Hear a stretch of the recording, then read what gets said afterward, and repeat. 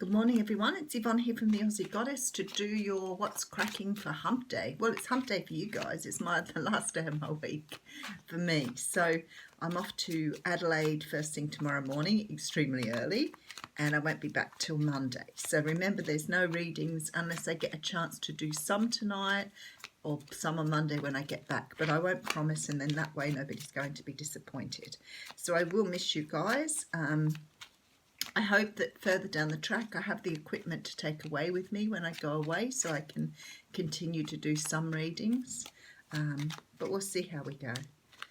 I've got a lot to take with me for this trip, so thank you so much for subscribing to my channel. Quick reminder that after Adelaide on the 22nd and 23rd of June, I'm in Orange on New South Wales on the 29th of June, and then in Mingara, Tumbiumbi, Central Coast on the 7th of July. I think I've got something on every weekend after this one till the middle of August, so busy times. I think that's everything. Oh, just a reminder too that 11th of August I'm going to do a Facebook Live as well. So I'll do some card pulls then, and hopefully I can do some mini reads for some of you. For today, I'm using the Radiant Rider-Waite Tarot. Let's see what's cracking, hey? Okay, Two of Pentacles coming out. It feels to me like everything is about decisions at the moment. Watching some of the other brilliant readers on YouTube, I see them all talking of decisions. We're going to be faced with many decisions over the next few months to do with how we manage our love, how we move forward on love, those sort of things.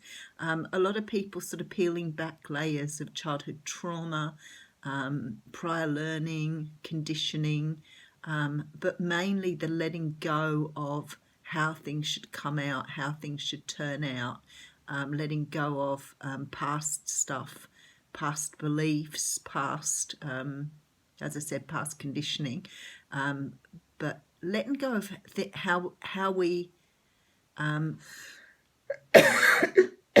I've been coughing all morning. Letting go of how we think things should turn out, so not fantasizing about outcomes. I guess that's what I'm trying to get the message through on. There is a card here about love, so it is definitely a heart over head, sorry, probably a head over heart decision about love. I know for a lot of us we're learning how to work with our emotions now, so we don't become too emotional.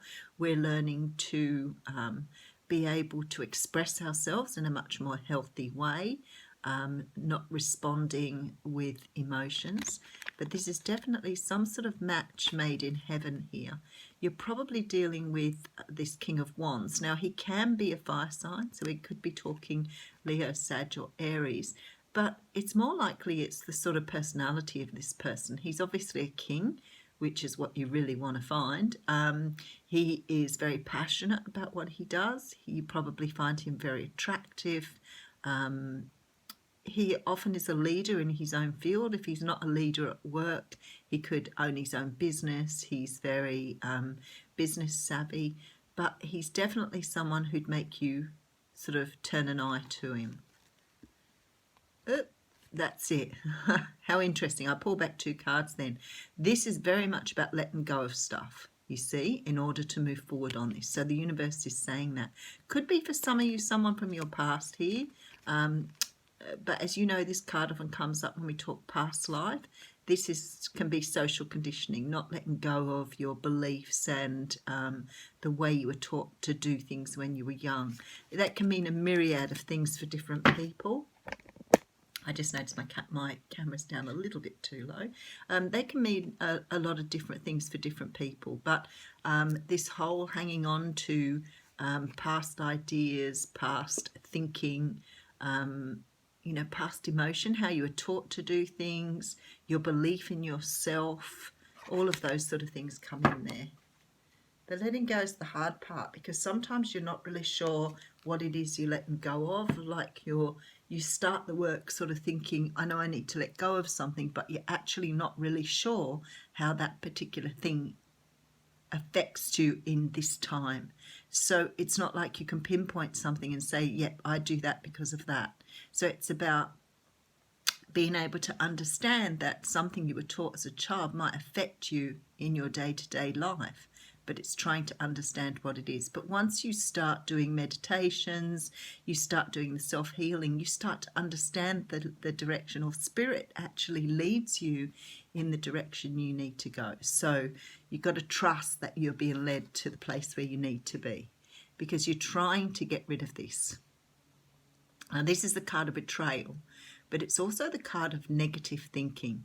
So this is like self-punishment. These swords represent your thoughts and feelings, and at the moment they're all sticking you back in, pretty much, leveling you down to the ground. So you may not be vibrating where you need to vibrate.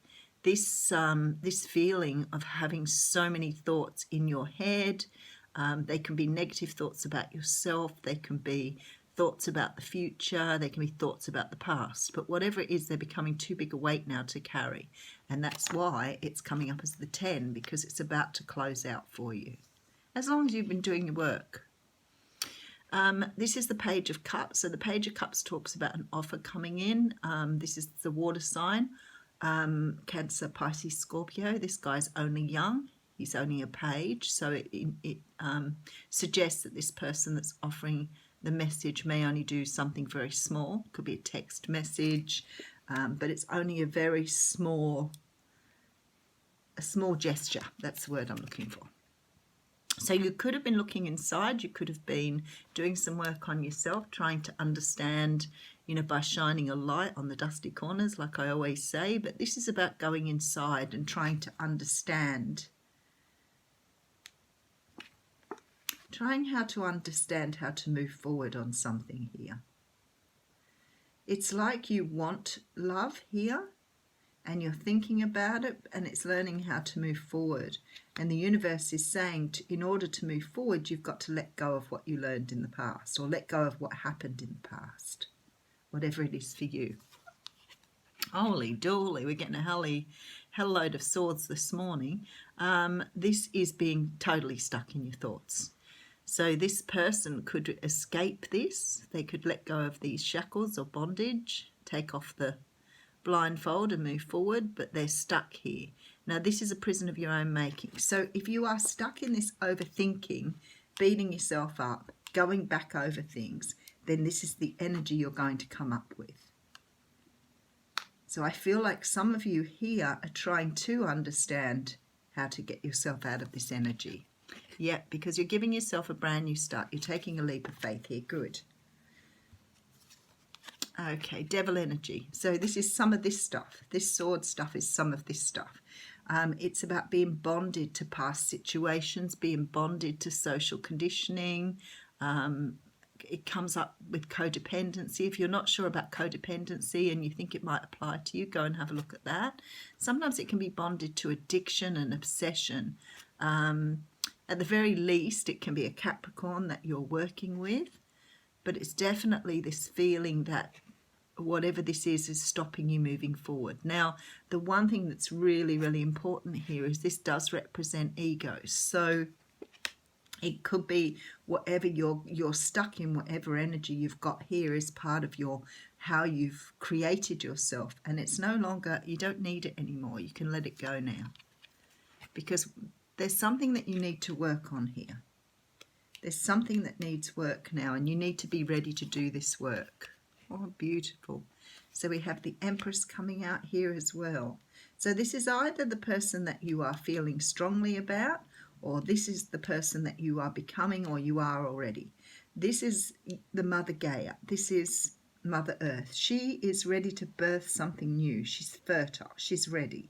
So maybe some of you have come through this work here and you've already done it, and this is where you're feeling you're at. Attaining this sort of like very fertile state, ready to birth something new, ready to let go of the past, ready to go forward on, love, whatever it is for you. Yeah, going forward. Two of Wands. So you are choosing a new path here. You are deciding to leave this overthinking, negative thinking, whatever it is for you behind.